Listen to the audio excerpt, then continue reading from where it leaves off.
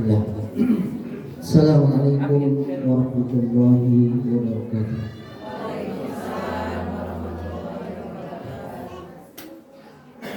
Innal hamdalillah nahmaduhu wa nasta'inuhu wa nastaghfiruh wa na'udzu billahi min shururi anfusina wa min sayyiati a'malina.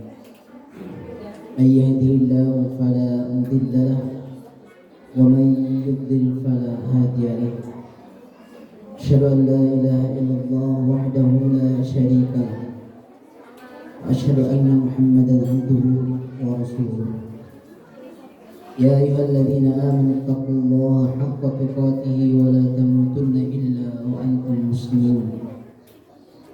يا أيها الناس اتقوا ربكم الذي خلقكم من نفس واحدة خلق منها زوجها وبث منهما رجالا كثيرا ونساء واتقوا الله الذي تساءلون به والأرحام إن الله كان عليكم رقيبا. يا أيها الذين آمنوا اتقوا الله وقولوا قولا سديدا يصلح لكم أعمالكم ويغفر لكم ذنوبكم ومن يطع الله ورسوله فقد فاز فوزا عظيما. Bapak-bapak masuk aja ke dalam, supaya lebih. Segala puji dan syukur mari kita persembahkan kehadirat Allah Subhanahu wa Ta'ala, Dat yang maha sempurna nikmatnya, yang maha sempurna rahmatnya, dan Allah Subhanahu wa Ta'ala yang telah melimpahkan pada kita karunia anak-anak yang kita harapkan menjadi anak-anak yang saleh. Dan juga kita pun patut bersyukur kepada Allah Azza wa Jalla bisa yang membimbing anak-anak kita di lembaga Quran Al-Mufid ini dengan pendidikan Qurani dimulai usia mereka masih anak-anak, ya, usia kuliah. Kita patut bersyukur dengan adanya lembaga Al-Quran Al-Mufid ini, ya, kita mengajarkan anak-anak kita bagaimana membaca tilawah Al-Quran, ya, kemudian melafalkan huruf-huruf hijaiyah, dan juga mereka bisa menghafal Al-Quran.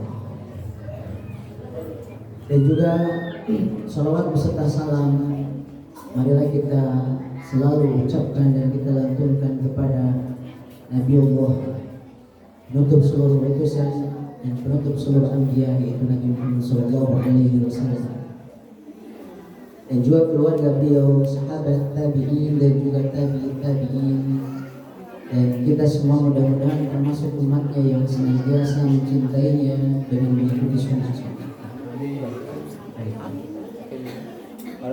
Ibu-ibu bisa mendengar suara saya, ibu-ibu ya? Ya. Biasanya kalau di setiap kehadiran, baik itu di sekolah atau biasanya atau lembaga di pesantren, kebanyakan yang ibu-ibu. Ya, bapak-bapaknya alhamdulillah ada yang hadir juga. Lebih banyak bapak-bapaknya. Lebih banyak bapak-bapaknya ya. Tapi tinggal dikali aja. Baik. Ya, sebelumnya saya menyampaikan dan tadi sudah diperkenalkan oleh oleh pengatur waktu Ustazah. Ya, saya ucapkan terima kasih atas waktunya. Dan saya di sini duduk ya ini untuk sharing ya Bapak Ibu sekalian, bukan untuk mengajar. Jadi saya duduk di sini berarti beberapa peran yang saya bawa di kesempatan pagi hari ini. Yang pertama ya, saya sebagai tamu undangan diundang oleh ketua yayasan untuk yang mengisi sharing di pagi hari ini. Yang kedua, saya pun sebagai pembina yayasan Al-Mufid ya, yang diketuai oleh Ustaz Doni ya. Dan juga yang ketiga, saya pun di sini sebagai wali santri ya, karena putri saya pun saya daftarkan di rumah Quran Al-Mufid ini, yaitu atas nama Khaira.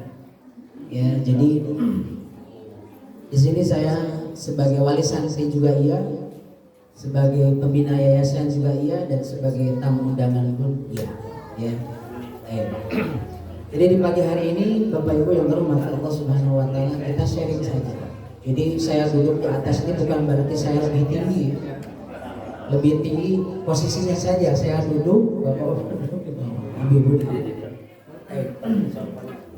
Nah, Bapak Ibu yang dirahmati Allah Subhanahu wa taala, sebagaimana tadi sudah diagendakan bahwa sharing di pagi hari ini atau kajian di pagi hari ini temanya secara garis besar adalah kajian parenting.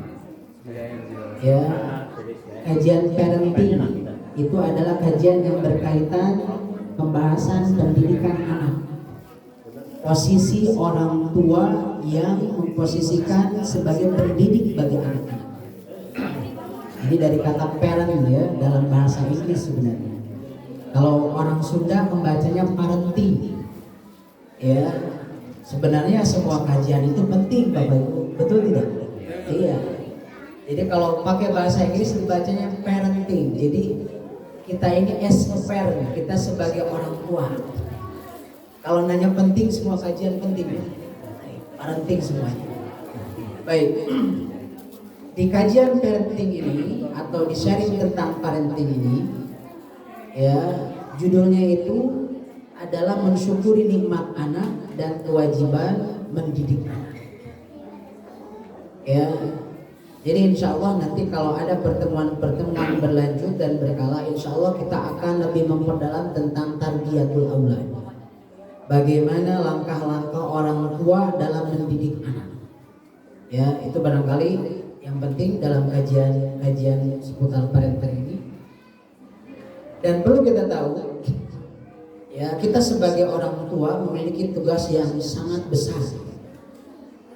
Ya, kalau kita runtut dari asal muasal kita memiliki anak, ya Bapak Ibu sekalian, berarti ini bermula dari adanya az-zawaj. Ya, adanya az-zawaj atau an-nikah. Bapak Ibu ya atau para wali santri, para aba wal ummahat di sini memiliki putra-putri, memiliki anak-anak, itu sebabnya adalah adanya az-zawaj asy-syar'i. Pernikahan yang diizinkan secara syariat. Ya. Jadi kalau kita meruntut ingin membentuk atau mencetak anak yang sholih, maka kita harus bermula dari pernikahan kita. Makanya para ulama menyebutkan ya tentang disyariatkan menikah secara syar'i. Ya, niatkan di saat kita menikah itu ingin memiliki keturunan-keturunan yang sholih dan sholihah. Karena bagaimanapun juga ini saya amati lah di kehidupan ya di masa-masa sekarang. Barangkali kita mendapati banyak ya kalangan-kalangan kaum muslimin yang mana menikah itu tidak diniatkan dengan niat yang tadi saya sebutkan. Jadi ingin memiliki keturunan yang sholih dan sholih. Ada yang meniatkan dalam rangka menaikkan misalkan finance-nya, pendapatan. Kebetulan misalkan punya calon istrinya sama-sama kerja. Jadi berpadu supaya kita bikin proyek hanya finansial saja yang dibikin. Jadi dia membina rumah tangganya itu di pikirannya itu bagaimana mengembangkan uang dan uang. Ada juga yang begini. Menikah itu hanya sekedar ingin jadi status. Saya yang jelas tidak jomblo lagi. Yang jelas saya sudah menikah. Kalau perempuan berarti sudah punya suami. Kalau laki-laki berarti sudah punya istri. Tidak memperhatikan niat ingin punya anak yang soleh dan soleh. Nah ini kalau sudah niatannya seperti itu, ya Bapak Ibu yang dirahmati Allah Subhanahu wa taala, hendaklah ya jangan mengharap kita punya anak yang soleh dan soleh. Karena kita tidak akan memperhatikan mau anak yang soleh, yang jelas tujuan utamanya niatnya begitu. Haluan kita gini. Nah makanya kalau misalnya mudah-mudahan di sini wali santri tidak ada yang niatnya yang begitu. Mudah-mudahan yang pertama niatnya ya karena Allah ingin menyempurnakan keimanan. Yang kedua ingin menambah pahala kita Ya, karena dengan adanya pasangan kita akan ya bersinergi dalam ibadah. Ini pun mendorong kita untuk rajin ibadah dengan istri kita, dengan pasangan kita. Lalu yang ketiga, ingin mencetak, membentuk anak yang soleh dan baik. Nah, lalu hadirin yang dirahmati Allah Subhanahu wa taala. Berkaitan dengan anak, ya tadi di judulnya disebutkan bahwa anak itu adalah nikmat. Ya. Jadi barangkali Bapak Ibu yang dirahmati Allah Subhanahu wa taala. Lu di restoran lagi. Ibu-ibu punten, ibu-ibu mohon maaf jangan berisik. Ya. Baik. Mohon volumenya diperkecil, Bu. Jangan dulu bagi-bagi comet ya. Punten. Ini masih mukadimah saya. Jadi tolong disimak. Nanti saya tanya ibu-ibu satu persatu ya. Yang tidak bisa jawab tidak bisa pulang. Sepertinya harus begitu. Baik, ini insya Allah tidak akan lama ya. Baik. Jadi berkaitan dengan anak, di judul kita ini, anak ini adalah nikmat atau karunia yang Allah Subhanahu wa taala berikan kepada kita. Makanya kenapa para nabi terdahulu kalau kita baca di dalam kisah-kisah di dalam Al-Qur'an, kalau kita lihat contoh para nabi seperti Nabi Ibrahim, mereka berdoa Rabbi habli minas shalihin. Kemudian Allah menceritakan juga bagaimana Nabi Zakaria, Rabbana hablana atau Rabbi habli min ladunka dzurriyyatan thayyibah innaka samiul du'a. Kalau kita ingin mendapatkan karunia anak, apalagi anak yang sholih, berarti di saat kita sudah menikah belum dikaruniai keturunan, kita harus rajin berdoa kepada Allah Subhanahu wa taala. Ya. Ibu-ibu dan bapak-bapak harus rajin berdoa. Jadi bukan hanya upaya biologisnya saja. Ya, kita misalkan upaya biologis kita lakukan, tapi kita tidak berdoa kepada siapa? Allah. Kita harus berdoa, ya Allah, karuniakanlah saya anak yang saleh. Bisa kita baca doa Nabi Zakaria, doa Nabi Ibrahim. Jadi dahului dengan doa sebelum kita dikaruniai oleh keturunan. Dikaruniai keturunan oleh Allah Subhanahu wa taala. Baik. Nah, lalu Bapak Ibu yang dirahmati Allah Subhanahu wa taala, anak kita ini sebenarnya tadi disebutkan, saya mengambil judulnya anak itu adalah nikmat. Ya. Jadi sebenarnya dalam bahasa Arab, nikmat itu menggunakan ain. Ya. Kalau dalam bahasa Indonesia bakunya nikmat itu nikmat. Betul kan, Pak? Ya, nikmat. Kalau pakai curep di atas itu salah menurut KBBI. Ya, harusnya nikmat. Tapi kalau dalam bahasa Arab itu nikmat bil ain. Nah, para ulama menyebutkan anak itu bisa jadi nikmat, tapi juga di lain sisi bisa jadi ni'mah. Pakai kopa. Jadi kalau nikmah pakai ain, kalau ni'mah itu pakai qaf. Ya, ini kalau dari sisi bahasa Indonesia otomatis pelafalannya otomatis kontradiktif ya. Kita akan uraikan saja dari sisi bahasa Arab. Anak itu bisa jadi karunia yaitu nikmat, bisa saja jadi petaka itu ni'mah. Ya. Jadi kalau kita melafalkannya dengan ain ni'mah berarti itu karunia. Ya, kalau kita melafalkan dengan qaf ni'mah itu jadi malapetaka. Nah, ini perlu kita merenung sejenak Bapak Ibu. Jadi para ulama menyebutkan bahwa anak kita itu bisa jadi nikmat, bisa jadi keuntungan, bisa jadi penyelamat, tapi di lain sisi juga bisa jadi malapetaka yang bisa mencelakakan. Ya, nah ini Bapak Ibu yang dirahmati Allah Subhanahu wa taala. Kenapa anak itu bisa jadi nikmat karunia, kenapa juga bisa jadi petaka? Itu tergantung bagaimana orang tua membentuk anak tersebut. Nah, makanya pada dasarnya semua anak itu Allah ciptakan kullu mauludin yuladu alal fitrah. Setiap bayi itu terlahir semuanya ini suci dan bersih. Kata Nabi SAW begitu. abawahu yuhawidani au yumajjisani au yunassirani. Tergantung bagaimana orang tuanya. Ingin membentuknya jadi sosok Yahudi kah, sosok Nasrani atau sosok Majusi, atau menjadi muslim yang baik.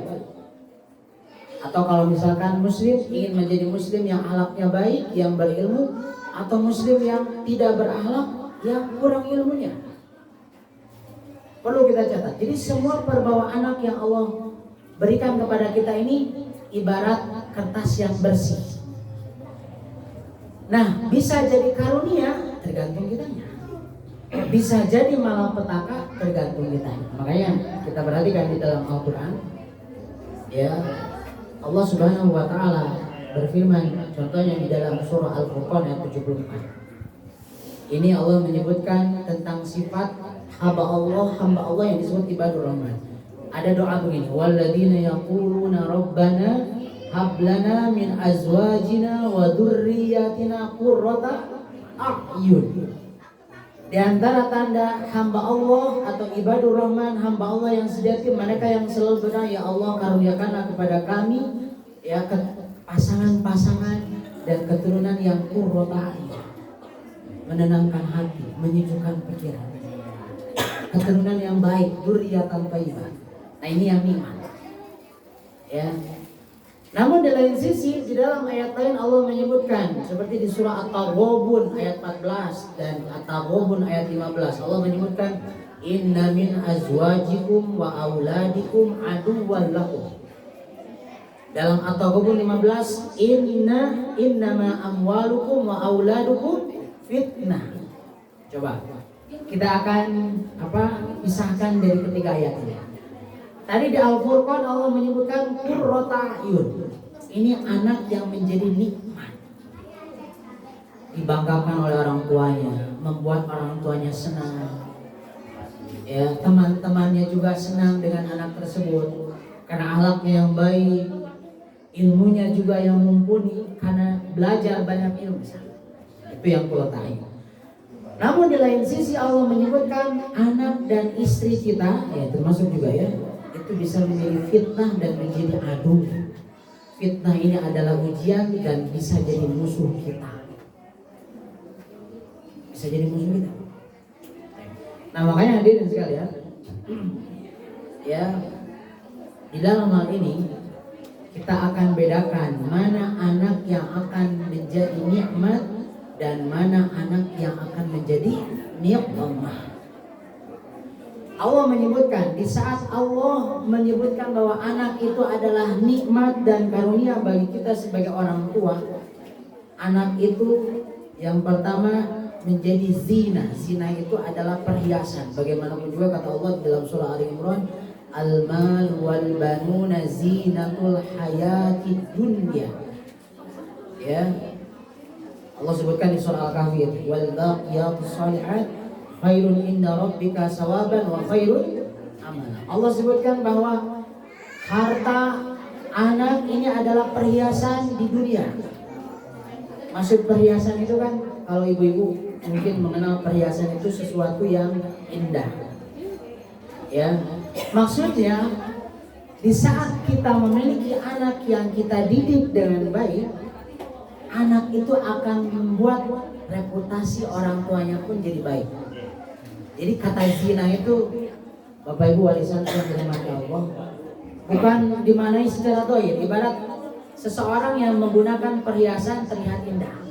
Sekarang Bapak Ibu misalkan memiliki anak yang soleh dan solihah, ya, orang-orang akan membuat dengan anak itu, ini anak siapa? Anak si bapak fulan, anak si ibu fulan. Ini akan terbawa baik nama ayah ibunya. Inilah yang dimaksud anak itu menjadi zina, perhiasan bagi orang tuanya.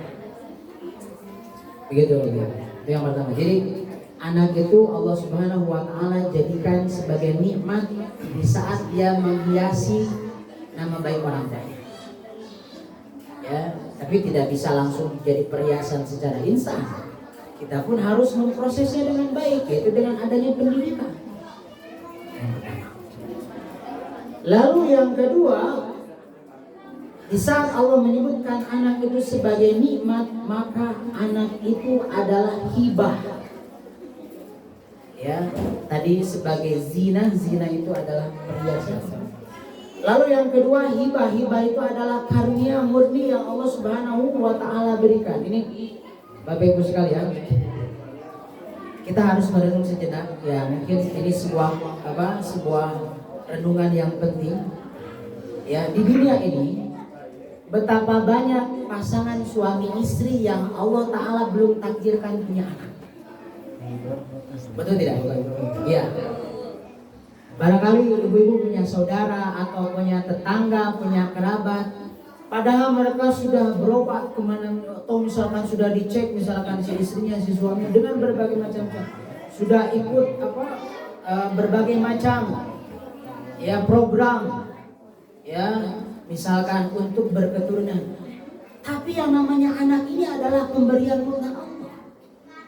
Jadi kita jangan menyangka bahwa anak itu secara mutlak akan ada dengan proses biologis kita suami istri. Tidak, Pak. Ada kalanya suaminya tidak bermasalah secara biologis, istrinya juga sama, tidak bermasalah. Tapi Allah belum mengkaruniakan anak, belum punya. Ya, ini jelas Bapak Ibu sekalian. Makanya ya Allah Subhanahu wa taala menyebutkan di dalam Al-Qur'an di surah Asy-Syura ayat 49 dan 50. Allah menyebutkan yahabu liman yasha'u inasan wa yahabu liman yasha'u dzukur aw yuzawwijuhum dzukranan wa inasan wa yaj'alu man yasha'u hakiman innahu alimun qadir. Kata Allah, ada di antara kita itu yang dikaruniai anak laki-laki. Ya, punya anak laki-laki, jagoan boyo. Ada yang Allah karuniakan kita itu anak perempuan, calon ibu-ibu masa depan. Ada juga yang Allah pasangkan dalam janinnya itu laki-laki dan perempuan, ada yang kembar.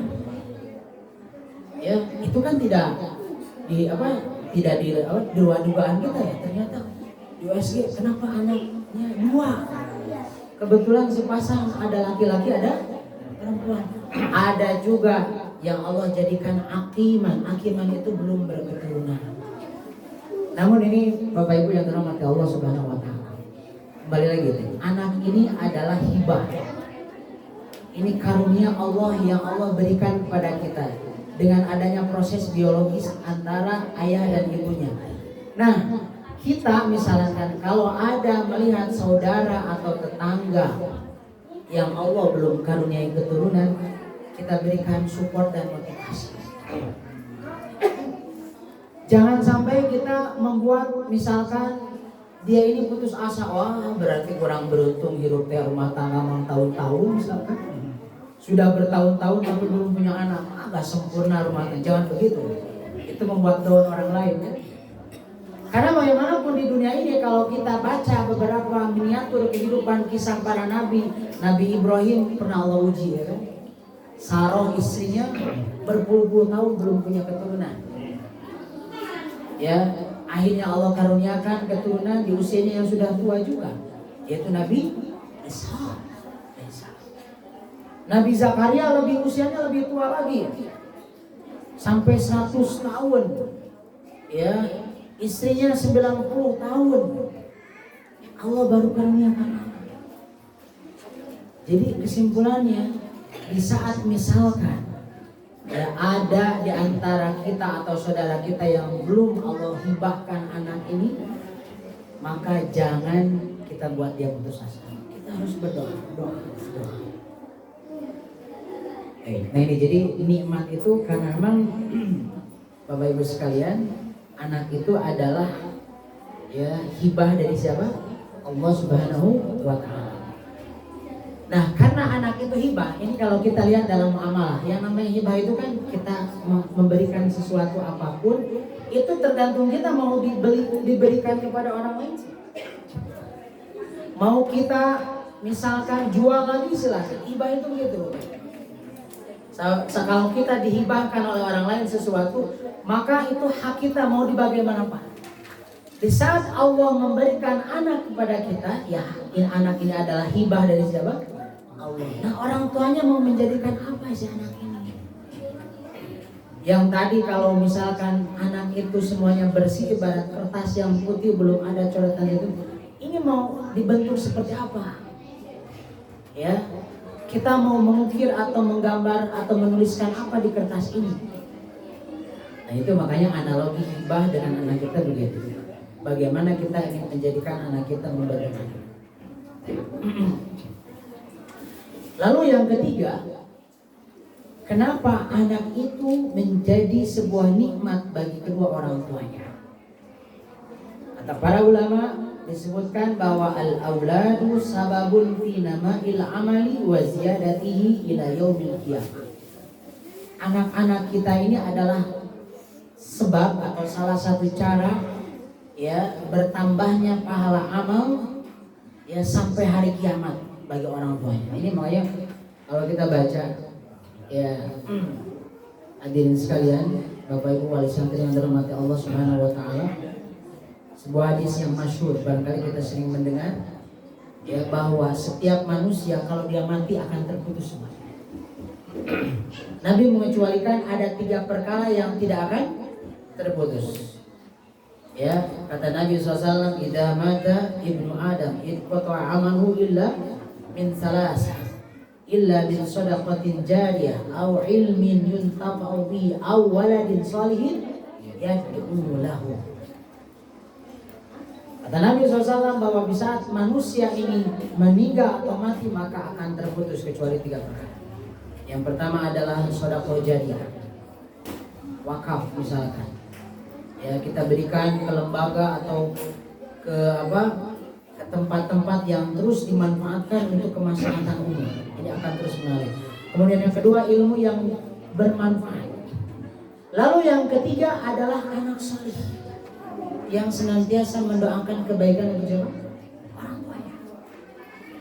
Ini misalkan gini. Ya, di saat seorang bapak atau seorang ibu, seorang ayah ibu meninggal dunia, lalu dia sudah maksimal dalam mendidik, mencetak anaknya sehingga menjadi anak yang soleh dan solihah. Di saat dia wafat meninggalkan dunia ini, misalkan seorang ayah atau seorang ibu sudah atau pernah mengajari anaknya sholat, pernah mengajari anaknya ya sebelum masuk ke rumah Quran, pasti ayah ibunya dulu yang mengajarkannya kan, bagaimana membaca surat Al-Fatihah. Dibekali dulu lah basicnya bagaimana. Sebelum didaftarkan misalkan ke lembaga-lembaga Quran agar lebih fasohah lisannya. Ya. Kemudian orang tua sudah memaksimalkan anaknya, mendidik agar mereka berakhlak baik. Lalu orang tuanya suatu saat Allah cabut mereka, Allah wafatkan mereka. Anaknya suatu saat mereka berkembang menjadi dewasa. Apa yang dilakukan oleh anaknya dan selama itu adalah hasil pendidikan siapa? Orang tua, ini akan terus mengalir kepada siapa? Orang tua. Jadi awaladin sholihin yad'u lahu ini tidak hanya terbatas anak mendoakan Rabbirhamhuma kama rabbayani shaghira saja. Bapak Ibu misalkan pernah mengajarkan anak membaca surah Al-Fatihah, mengajarkan anak sholat yang benar bagaimana, ruku sujud yang sempurna, yang tumaknina. Suatu saat kita wafat, anak kita mengamalkan apa yang kita ajarkan, pahalanya masih tetap mengalir kepada kita. Bagaimana kita tidak beruntung, Pak? Padahal kita sudah tidak sholat, ya kan? Padahal kita sudah tidak lagi baca Quran, tapi anak kita beramal karena hasil pendidikan dari siapa? Orang tuanya. Masya Allah, pahalanya terus.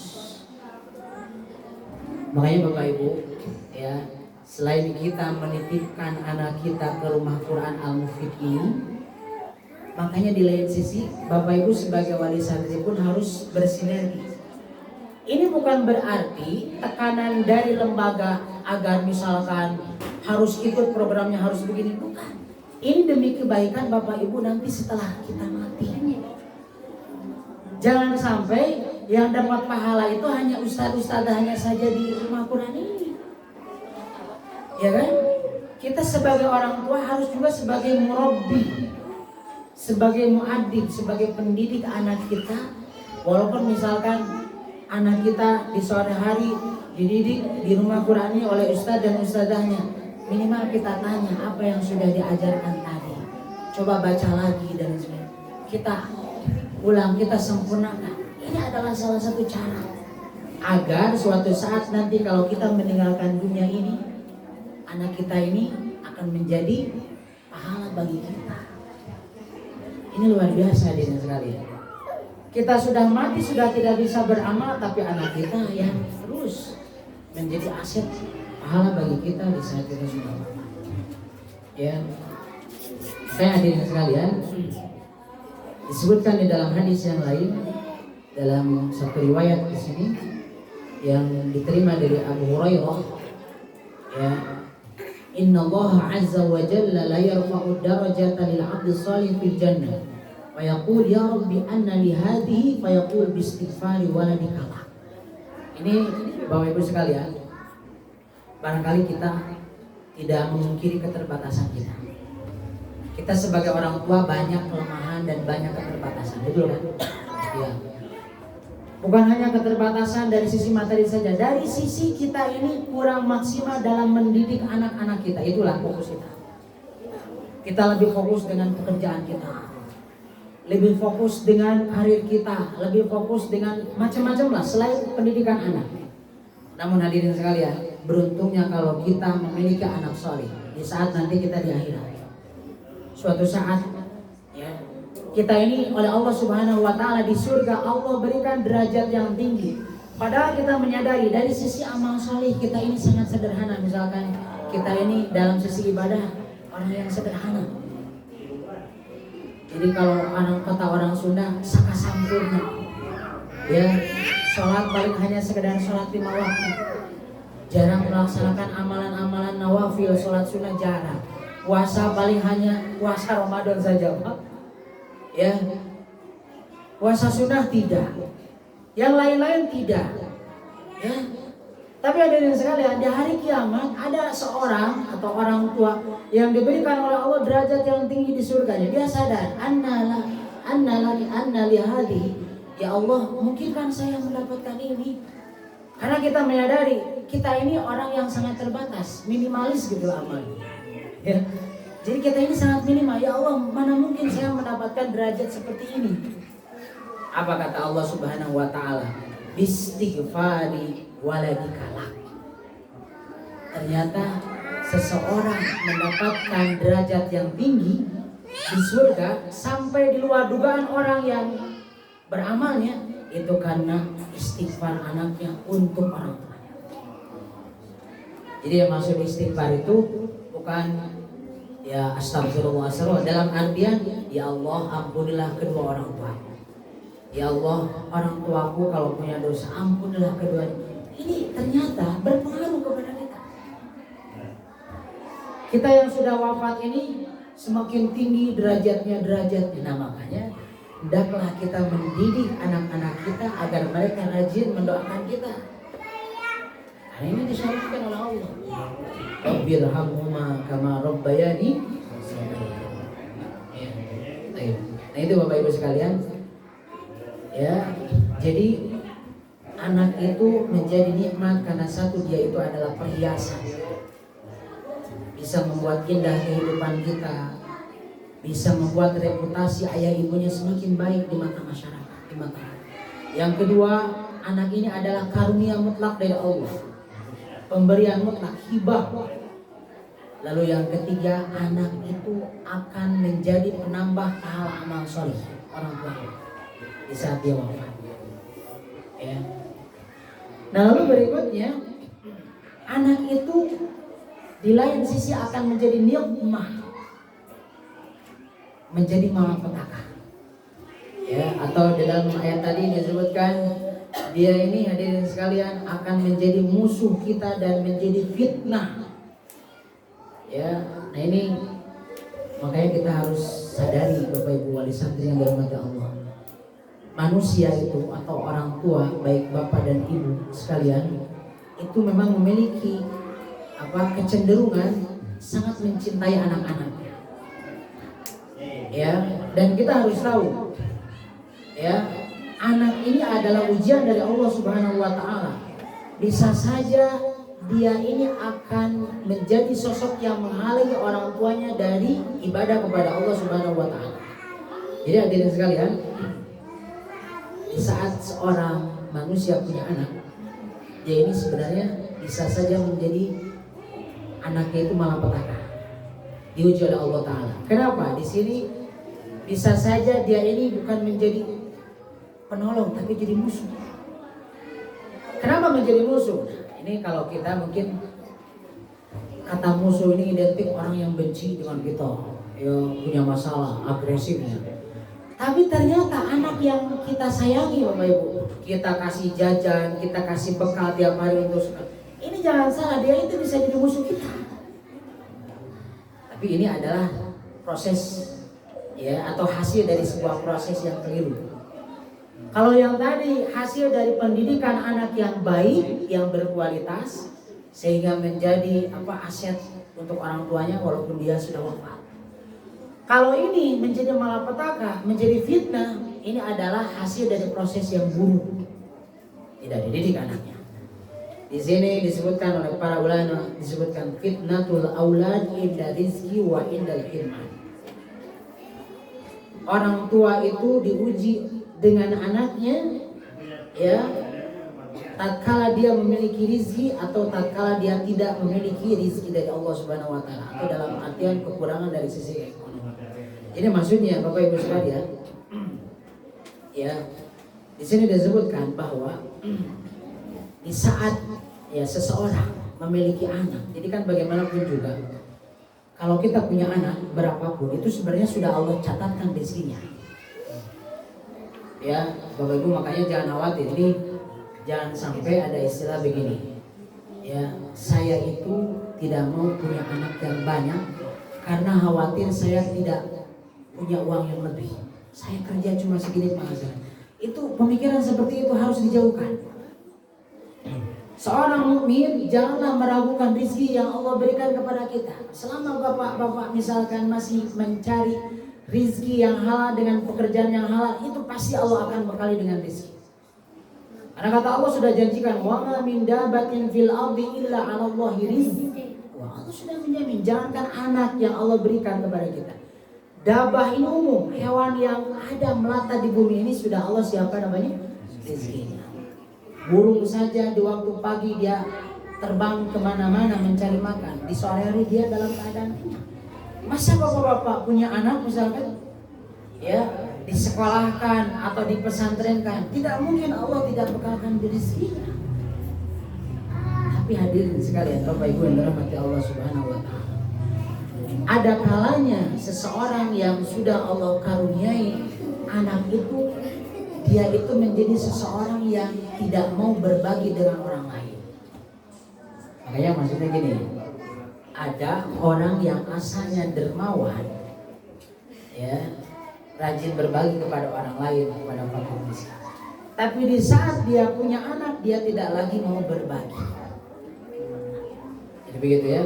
Bisa saja sifat kikir atau sifat bakhil tertanam di jiwa orang tuanya. Dengan alasan karena saya sudah punya anak.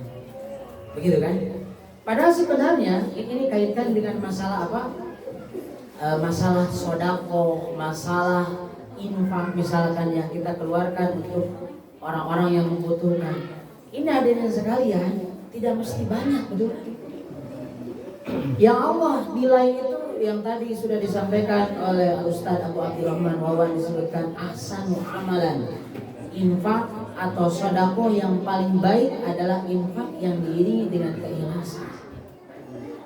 Tidak mesti jumlahnya banyak, betul? Buat apa kuantitasnya banyak tapi tidak ikhlas?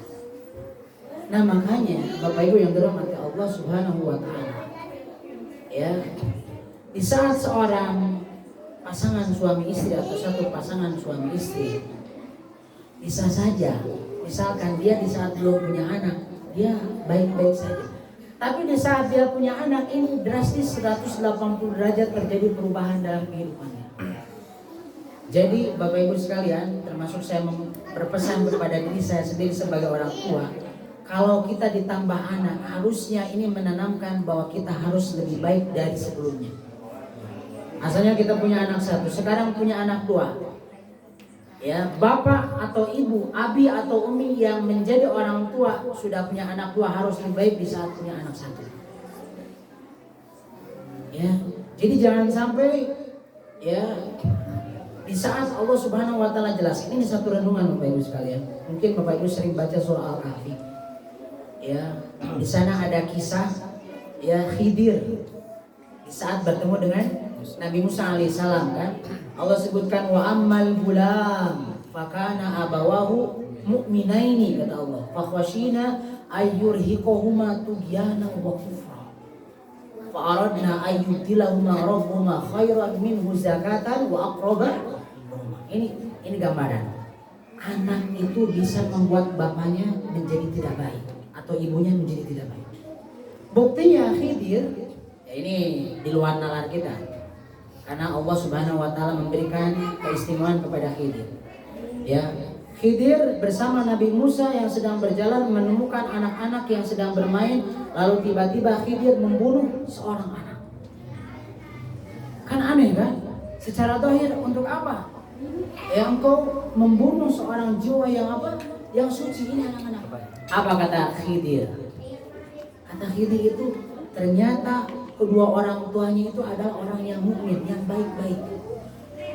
Khawatir ini anaknya ini tidak menjadikan orang tuanya menjadi baik. Jadi bisa saja dari ayat ini menjadi faedah bagi kita ada anak yang bisa membuat orang tuanya menjadi tidak baik. Ya misalkan begini, yang asalnya melaksanakan hal yang wajib misalkan bapak-bapaknya yang asalnya sholat jamaahnya rajin, jadi tidak sholat jamaah. Karena dengan alasan saya mah jadi punya anak, jadi saya mau rela mau sholat berjamaah. Begitu kan? Nah ini salah satu. Makanya jangan sampai Bapak Ibu sekalian anak kita ini menjadi penghalang orang tuanya untuk beramal soleh. Terus kita harus produktif beramal soleh. Semakin banyak anak, tanamkan dalam jiwa kita sebagai orang tua harus lebih produktif dalam beramal soleh. Dengan cara apa? Ya, jadi fitnah anak itu bisa menghalangi orang tuanya dari beramal soleh atau misalkan di saat dia memiliki rezeki dari Allah Ta'ala bisa saja dia membuat jadi tertanam sifat kekikiran dalam diri. Lalu yang kedua, anak ini bisa menjadi nikmah. Ya, para ulama menyebutkan fitnatut tafakhur bil aulad. Ternyata anak itu bisa menjadi ajang bangga-bangga kita sebagai orang tua. Nah ini jelas Al-Quran yang menyebutkan di dalam ayat-ayatnya di dalam beberapa surat. Bagaimanapun juga ya di dalam Al-Quran disebutkan bahwa anak itu menjadi zina, menjadi perhiasan bagi siapa? Orang tua. Ini kalau kita lihat ya perjalanan sejarah kita lihat di zaman jahiliyah Arab ya, sebelum Nabi Muhammad SAW diutus menjadi Rasul ya. Bagaimanapun orang-orang Arab jahiliyah itu sangat membanggakan bila mana mereka dilahirkan anaknya itu laki-laki. Nah, ini makanya Bapak Ibu sekalian, kalau yang masih misalkan berniat dan semangat untuk menambah anak, ya tidak perlu misalkan mengecewakan kenapa anak saya sekarang laki-laki, kenapa anak saya perempuan. Mau laki-laki dan perempuan ini dua-duanya adalah karunia siapa? Allah Subhanahu Wa Taala. Nah kalau kita kembali ke perjalanan sejarah di saat Nabi SAW sebelum diutus ke dunia ini, ternyata memang orang-orang Arab itu termasuk kalangan manusia di dunia ini, Arab jahiliyah ya, itu mereka yang sering membangga-banggakan anaknya. Terutama di saat anak yang dilahirkan itu adalah laki-laki. Anak saya ini laki-laki, dia ini akan saya bentuk menjadi seorang ahli perang, penunggang kuda yang tangguh. Ya gitu kan? Ini menjadi kesombongan kepada bapak ibunya. Anak saya gini dan gini. Nah, makanya Bapak Ibu, misalkan ini jadi satu PR bagi kita. Kalau kita misalkan Allah berikan karunia anak yang soleh-solehah dengan segudang prestasi, jangan sampai misalkan kita membanggakannya sehingga ini menimbulkan sikap ujub dan takabur. Ini jadi tercela Bapak Ibu sekalian. Jadi makanya kalau misalkan ada yang memuji dan menyanjung misalkan kebaikan atau pencapaian anak kita, ucapkanlah ini adalah karunia Allah Subhanahu wa taala. Sandarkan itu hanya kepada siapa? Allah. Saya sebagai orang tua ya tidak ada apa-apanya. Saya hanya melaksanakan tugas sebagai orang tua, titik saja. Jadi jangan sampai berlebihan. Oh, atau siapa dulu orang tuanya. Ini biasanya akan menjurus kepada ujung. Yang namanya membanggakan diri, walaupun itu atas prestasi yang baik, misalkan dalam agama atau dalam masalah apapun itu tetap tidak baik. Makanya jangan berbangga-bangga. Ya, ini makanya Bapak Ibu sekalian yang dirahmati Allah Subhanahu wa taala. Ya. Saat kita misalkan memiliki anak-anak yang memiliki kelebihan, ini patut kita syukuri. Kita boleh memuji, menyanjung anak kita. Namun pujian ini jangan menjadi buayan anak kita merasa dirinya sudah cukup sampai di situ. Dan jangan menanamkan anak kita ini membanggakan dirinya karena dia sudah mencapai prestasinya yang seolah-olah ini dia sudah cukup. Karena bagaimanapun juga itu sifat orang yang tercela. Ya, kita ingat bagaimana Qarun mengatakan tentang dirinya. Ya, innama utituhu ala ilmin indi. Qarun itu dulunya dia itu orang yang fakir. Belajar kepada Nabi Musa, lalu dia jadi orang kaya. Dia berprestasi dari sisi usahanya, dari sisi finansialnya. Apa kata dia? Saya begini karena kepintaran saya. Qarun menjadi sosok figur yang tidak baik Allah di dalam Quran. Makanya hati-hati Bapak Ibu sekalian. Doronglah anak kita berprestasi dalam bidang apapun yang baik. Tapi jangan sampai kita membanggakannya sehingga kita menjadi orang yang ujub dan takabur, dan jangan menanamkan kepada anak kita menjadi anak yang membanggakan dirinya sehingga dia merasa dirinya sudah cukup.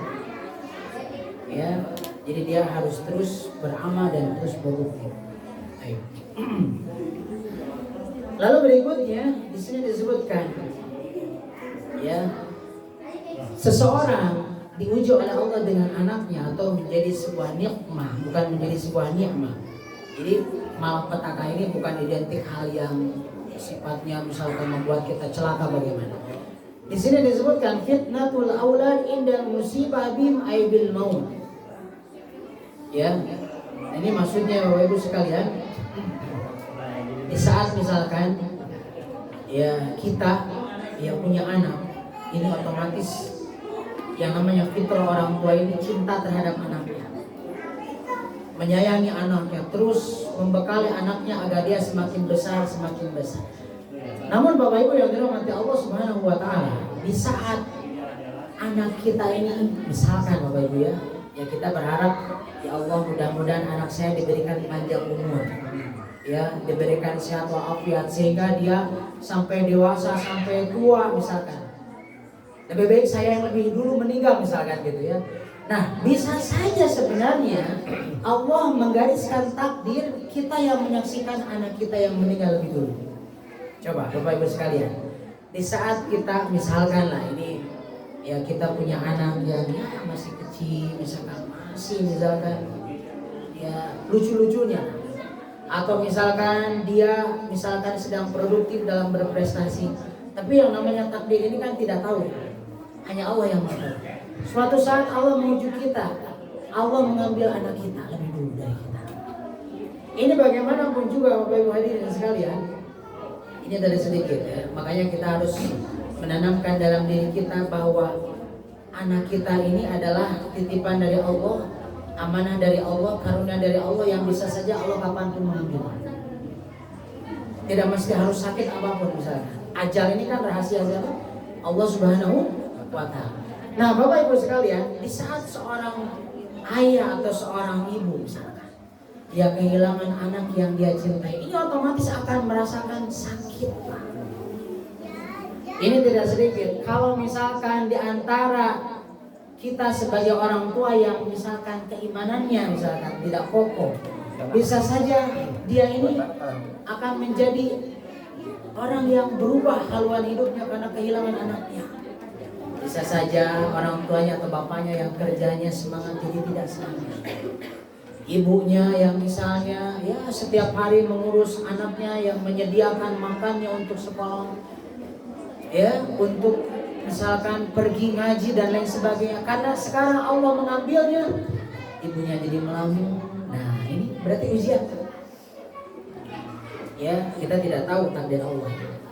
Nah makanya Bapak Ibu sekalian, di saat misalkan Bapak Ibu diberikan ujian seperti itu, ya sebenarnya di dalam hadis-hadis Nabi SAW ya telah disebutkan bahwa disebutkan di dalam hadis yang diriwayatkan dari Muawiyah, di sini disebutkan ya bahwa suatu saat ini ada satu kisah, kata Muawiyah bin Qurrah, di sini disebutkan dalam sebuah hadis, ada seorang sahabat, dia ini sedang menggendong anaknya. Ya, ini berarti anaknya yang ya di usia ya betul-betul lucu lah. Nabi SAW bertanya kepada si fulan ini, apakah kamu mencintainya? Ya jelas ya kan. Tidak ada orang tua yang tidak mencintai siapa? Anaknya. Sangat mencintainya. Suatu saat hadirin sekalian, ya disebutkan si fulan itu tidak menggendong anak istrinya lagi. Bertanya Nabi itu, jadi mungkin biasanya dia suka menggendong anaknya. Suatu saat Nabi kehilangan, kemana sahabat itu tidak ada. Biasanya mungkin waktu sore atau mungkin waktu tertentu dia bawa anaknya ke hadapan Rasulullah, yang namanya anak gitu ya, Masya Allah. Apalagi usia-usia dia ini ya lucu-lucunya lah, menjadi apa kebanggaan orang tuanya. Oh, anak saya lucu dan lain sebagainya. Namun suatu saat ini tidak ada, kemana si fulan ini yang biasanya gendong anaknya. Sahabat yang lain menjawab, anaknya itu meninggal. Mata, kata sahabat-sahabat yang lain. Lalu kata Nabi SAW berkata, si sahabat ya yang kelihatannya bersedih itu dipanggil. Ya dipanggil, ternyata ada. Kata Rasulullah SAW, ama tuhibbu alla ta'tiya baban min abwabil jannah illa wajadtahu yaqtadir. Faqala rajul, ya Rasulullah, alau khasa awali kullina, qala bal likullikum. Jadi ini disebutkan di dalam sebuah hadis ya yang diriwayatkan oleh Ibnu Abi Syaibah dan An-Nasai dan di Sahih